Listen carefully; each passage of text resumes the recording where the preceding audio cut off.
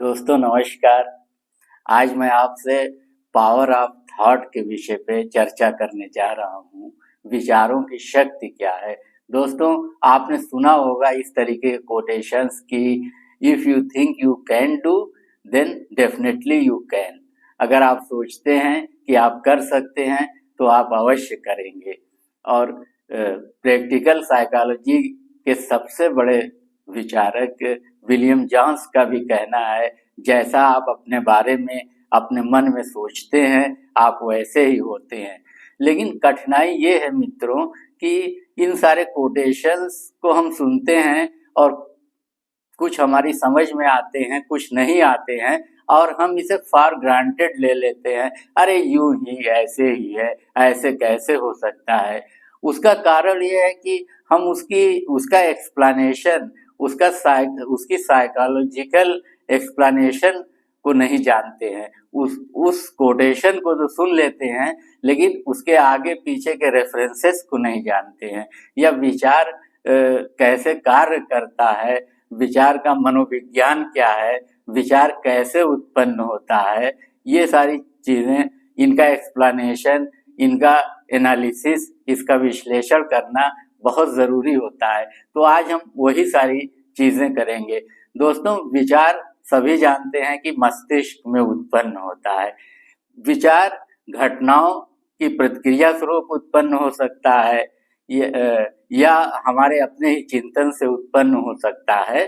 तो सपोज करिए कि कोई विचार हमारे मन में उत्पन्न होता है, वो पॉजिटिव है या निगेटिव, वो पहले तो अपने आप एक ट्रैक पर आगे बढ़ता है, लेकिन फिर धीरे धीरे उसमें हमारी भावनाएं भी मिश्रित हो जाती हैं, मिक्स हो जाती हैं। उस विचार में हमारी भावनाएं मिक्स हो जाती हैं और वो फोर्स से उस विचार को उस ट्रैक पे और तेजी से दौड़ाती हैं। और उसके बाद एक अवस्था ऐसी आती है जब वो विचार और वो भावनाएं जो उसमें मिक्स हैं, वो इतनी तीव्र गति से, इतने स्पीड से उस ट्रैक पर दौड़ने लगता है कि फिर उस पर हमारा ही कंट्रोल नहीं होता है। हमारे अपने विचार, हमारी अपनी भावनाएं इस स्पीड से दौड़ने लगती हैं कि फिर हमारा ही उस पर कंट्रोल नहीं होता है। यानी हम ही उसे चाहें तो फिर रोक नहीं सकते हैं और वो पूरा का पूरा हमारे एटीट्यूड को, हमारे आचरण को, हमारे नजरिए को प्रभावित करते हैं। तो जिस प्रकार के विचार को हम सपोर्ट देते हैं, जो हमारे मस्तिष्क में उभरते हैं, अगर हम निगेटिव विचारों को सपोर्ट करते हैं तो कुछ देर तक तो उन्हें हम स्पीड देते हैं और आगे बढ़ाते हैं, तो हमें लगता है हमारे कंट्रोल में है। लेकिन जल्दी वो अवस्था आ जाती है, वो स्टेज आ जाती है जब वो हमारे कंट्रोल में नहीं रह जाते। अब हम उन्हें रोकना भी चाहें तो नहीं रोक सकते। जैसे भय का विचार है, गरीबी का विचार है, बिजनेस के डूब जाने का विचार है, एग्जाम में सफल ना होने का विचार है। जब हम पहले तो इन विचारों को सपोर्ट करते हैं लेकिन आगे चल के वो इतनी स्पीड से दौड़ते हैं कि अनकंट्रोल्ड हो जाते हैं। अर्थात वो विचार भय के, असफलता के, गरीबी के और आत्मविश्वास की कमी के, वो सारे विचार जो है हीन भावना के, इंफीरियरिटी कॉम्प्लेक्स के, वो हमारे ऊपर कंट्रोल करने लगते हैं। हम ही उसके दास बन जाते हैं और वो हमारे स्वामी बन जाते हैं, वो मास्टर हो जाते हैं और हम उनके स्लेव यानी गुलाम हो जाते हैं।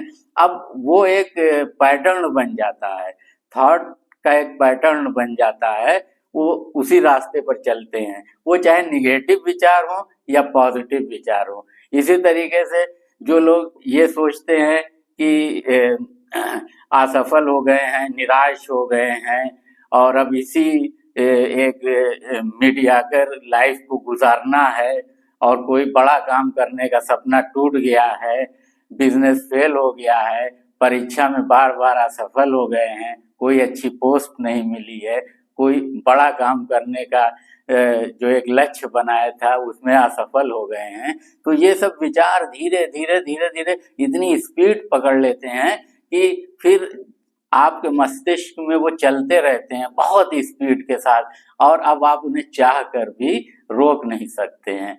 दूसरी तरफ अगर इसी का वाइस वर्सा आप पॉजिटिव विचारों को, अमीरी के विचारों को, धन के विचारों को, सफलता के विचारों को, हाई फाई पोस्ट पर जाने के विचारों को, सेल्फ कॉन्फिडेंस के विचारों को अपने अपने मस्तिष्क में उत्पन्न करते हैं या वो उत्पन्न होते हैं, फिर आप उन्हें सपोर्ट करते हैं, तो वो विचार जो है वो भी कुछ देर बाद बहुत स्पीड से आगे बढ़ने लगते हैं।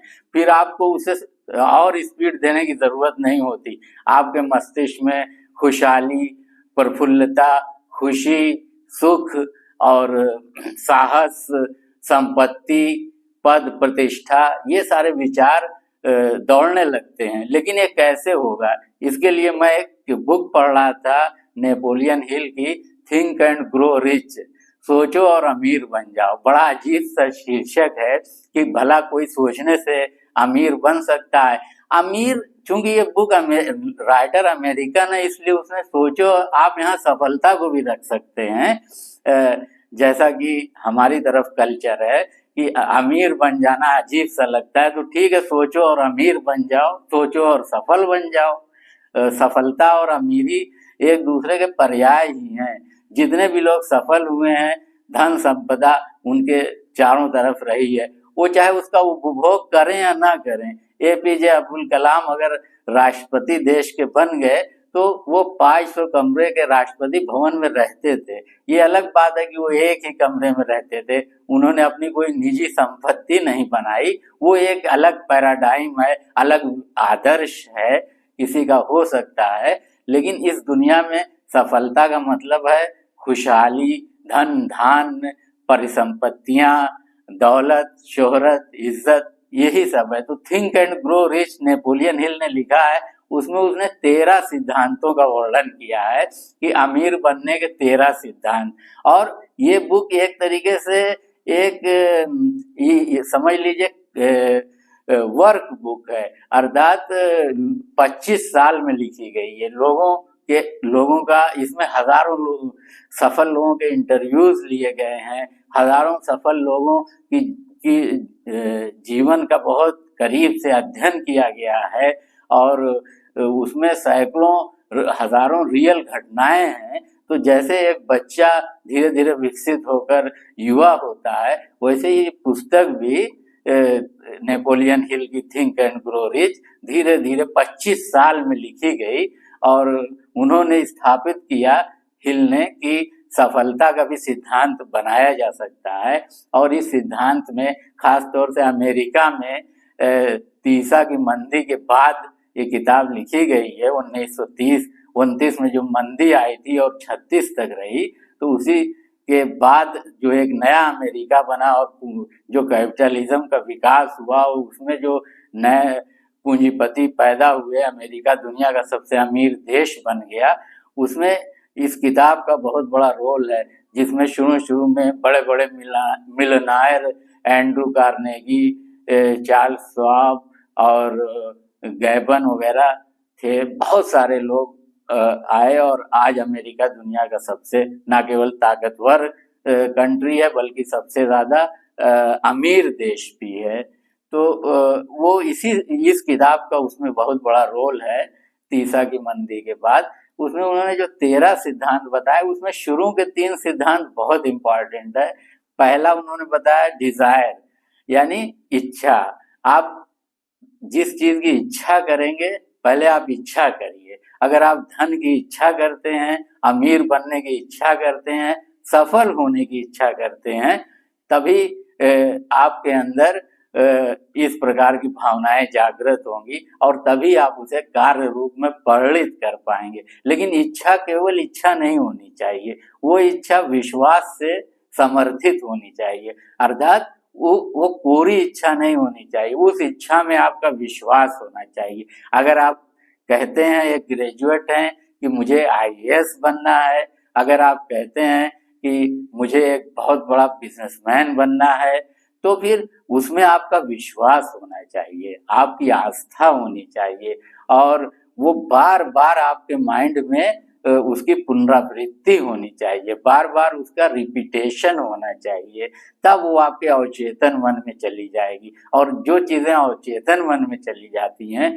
वो उसका वो भौतिक प्रत्यय के रूप में सामने आती है, उसका भौतिक प्रतिरूप सामने आ जाता है, अर्थात उसका रियलाइजेशन हो जाता है, एक दिन वो वास्तविकता में बदल जाती है।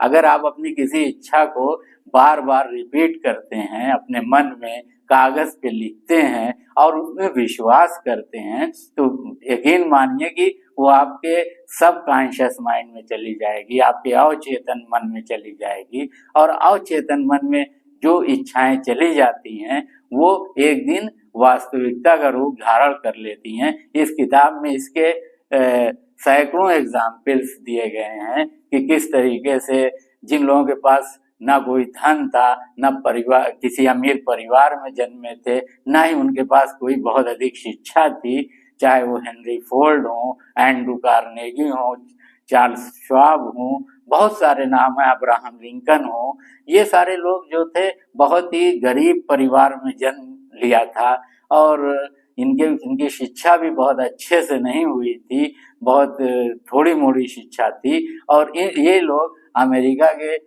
टॉप के सितारे बने, पूरी दुनिया के सबसे अमीर आदमियों में इन लोगों का शुमार हुआ। ऐसे बहुत सारे एग्जाम्पल्स इस पुस्तक में दिए गए हैं, think and grow rich, Napoleon Hill की जो पुस्तक है।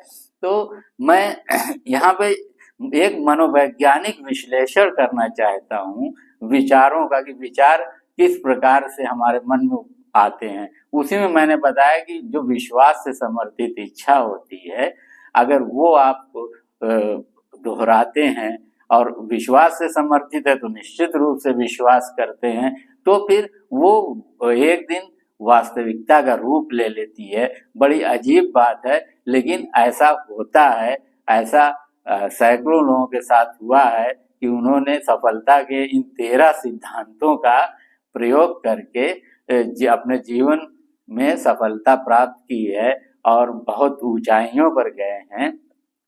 इसके साथ जो उन्होंने चौथा कदम बताया नेपोलियन हिल ने अमीर बनने का, वो बताया कि आत्म सुझाव, सेल्फ सजेशन दीजिए अपने आप को। सेल्फ सजेशन जो आप इच्छा करते हैं, विश्वास से समर्थित इच्छा करते हैं, उसमें आप सेल्फ सजेशन बहुत इम्पोर्टेंट होते हैं। मैं इस किताब से हटकर थोड़ा सा आपको सेल्फ सजेशन पर आपसे गुफ्तगू करना चाहता हूँ, कुछ चर्चा परिचर्चा करना चाहता हूँ कि सेल्फ सजेशन क्या है, आत्म सुझाव क्या है। बहुत मैं आम उदाहरण लेना चाहूँगा कि अगर आपका कोई दोस्त है, आपका क्लास फेलो है और आपके साथ पढ़ता है और उसका किसी अच्छी नौकरी में सिलेक्शन हो गया और आपका नहीं हुआ, तो कई तरीके की मिश्रित भावनाएं आपके मन में पैदा होंगी। पहली बात तो आपको उसे बधाई देना है, खुश होना है, लेकिन फिर आपके मन में एक और भावना आएगी कि यार मेरा सिलेक्शन नहीं हुआ। और ये भावना जैसे ही थोड़ा सा निगेटिव टिल्ट लेगी तो ईर्ष्या की भावना आ जाएगी, द्वेष की भावना आ जाएगी। मित्र है वो आपका, बधाई आप दे चुके हैं, मिठाई खा चुके हैं, खुश भी हैं, लेकिन जब आप अकेले में सोचेंगे तो फिर कंपेयर करेंगे तो ये विचार या भावना मन में उत्पन्न हो जाएगी, ईर्ष्या की भावना। और अगर आपने आत्म सुझाव दिया कि हाँ यार मैं उससे ज्यादा ही योग्य था, पता नहीं कैसे मेरा सिलेक्शन नहीं हुआ, बड़ा अन्याय हो गया, तो अब ये आपको निगेटिविटी की तरफ ले जा रही है। अब ये सेल्फ सजेशन है। विचार तो उस घटना से पैदा हुआ था, भावना तो उस घटना से पैदा हुई थी कि मित्र का सिलेक्शन हो गया और मेरा नहीं हुआ, लेकिन अब आप सेल्फ सजेशन दे रहे हैं अपने आप को। अब आप उसे सपोर्ट दे रहे हैं, उस निगेटिव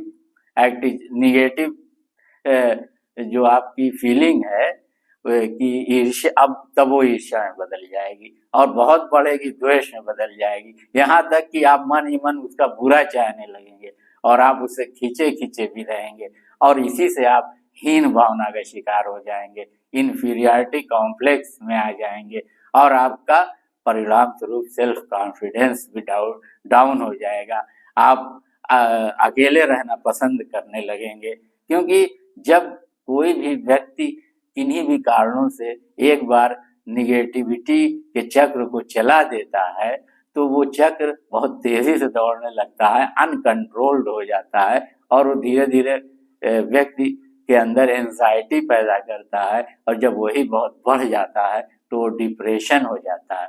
लेकिन अगर वहीं पर आप जब एक मित्र का सिलेक्शन हुआ, आपका नहीं हुआ, आपने मिठाई खाया, आप खुश हुए, आपने बधाई दिया और अगर आप अपने आप को सेल्फ सजेशन देते और इसी भावना को, इसी प्रसन्नता की भावना को बढ़ावा देते सेल्फ सजेशन के द्वारा, तो आपके अवचेतन मन में चली जाती और आप खुश भी रहते, दोस्ती भी बनी रहती और लोगों से मिलना जुलना भी बना रहता, आपको एंजाइटी भी नहीं होती, आप डिप्रेशन की तरफ भी नहीं जाते और आप नए सिरे से तैयारी करते, बल्कि उससे वो आपका मित्र था, वो आपकी हेल्प भी करता, आपको कुछ ऐसी बातें बताता कि आपसे कहाँ गलतियां हो गई हैं, अगले साल एग्जाम में आप वो गलतियां ना करें और पास हो जाते और आपका भी सिलेक्शन हो जाता।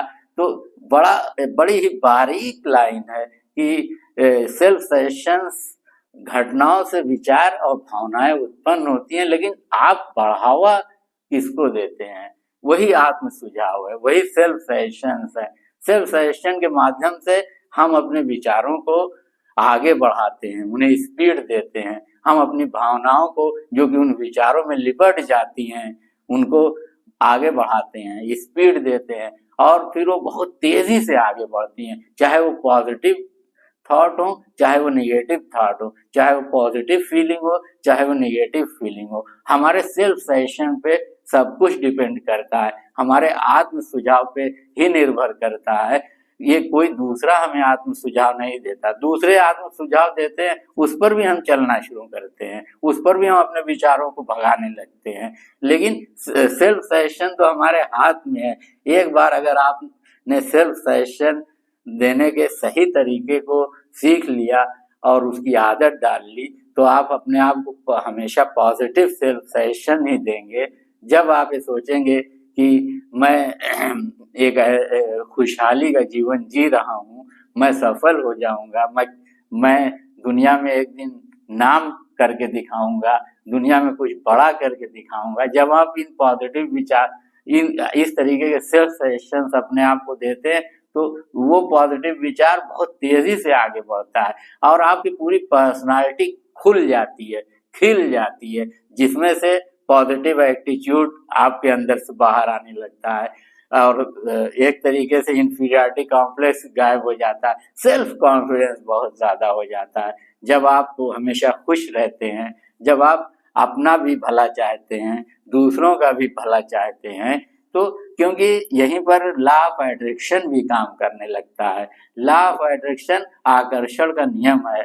एक कहा जाता है कि यूनिवर्स छोटे छोटे कणों से, मॉलिक्यूल से बना, यूनिवर्स ईथर से बना है, उसकी जो सबसे ईथर है, ईथर में तैर रहा है पूरा यूनिवर्स और हमारे विचार और यूनिवर्स के उन मॉलिक्यूल्स को अट्रैक्ट करते हैं और वो मॉलिक्यूल्स हमारे विचारों को अट्रैक्ट करते हैं। तो अगर हम पॉजिटिव विचारों को सोचते हैं, सकारात्मक विचारों को सोचते हैं तो यूनिवर्स भी उन्हें अट्रैक्ट करता है और वो और शक्तिशाली हो जाते हैं। और इसी का उल्टा भी सही है, वाइस वर्सा भी सही है कि अगर हम नेगेटिव थिंकिंग करते हैं तो यूनिवर्स से भी नेगेटिव थिंकिंग आती है। अगर हम अमीरी, पद प्रतिष्ठा, शोहरत, दौलत, इज्जत, सेल्फ कॉन्फिडेंस जैसी बातें अपने अंदर सोचते हैं कि हमारे अंदर हैं तो यूनिवर्स भी लौटा कर हम उसे दुगुना करके देता है, क्योंकि लॉ ऑफ अट्रैक्शन काम करता है। और अगर हम भय, गरीबी, चिंता, इंफीरियरिटी कॉम्प्लेक्स, डिप्रेशन, नकारात्मक चिंतन, ये सारी चीजों में घिरे रहते हैं, फंसे रहते हैं तो यूनिवर्स से भी यही चीजें अट्रैक्ट होती हैं और वो गुणात्मक रूप से डबल होती रहती हैं। इसी तरीके से जो व्यक्ति एक बार निगेटिविटी की तरफ जाता है वो एंजाइटी से होते हुए और डिप्रेशन में चला जाता है और जो पॉजिटिविटी की तरफ जाता है वो दुनिया में तालमेल बना लेता है, वर्ल्ड के साथ एक कनेक्ट करने लगता है और उसे सारी चीजें सारवान और अर्थवान अर्थ से परिपूर्ण नजर आने लगती हैं और वो दुनिया में आगे ही बढ़ता चला जाता है। तो ये सारी जो साइकोलॉजिकल एनालिसिस है विचारों की, भावनाओं की, थॉट्स की, फीलिंग्स की, और उसके साथ सेल्फ सजेशन हम किस तरीके से अपने आप को देते हैं, यही सारा खेल है सफलता और असफलता का, सक्सेस और अनसक्सेस का। आप सक्सेसफुल होना चाहते हैं तो आपको इच्छा तो करनी ही पड़ेगी, डिजायर तो करनी ही पड़ेगी सक्सेसफुल होने की, उसमें शर्माने की क्या बात है। कितने लोग तो मारे शर्म के यही नहीं अपने आप से कह पाते हैं, या मारे डर के यही नहीं अपने आप से कह पाते हैं कि एक दिन मैं बहुत सक्सेसफुल होकर दिखाऊंगा।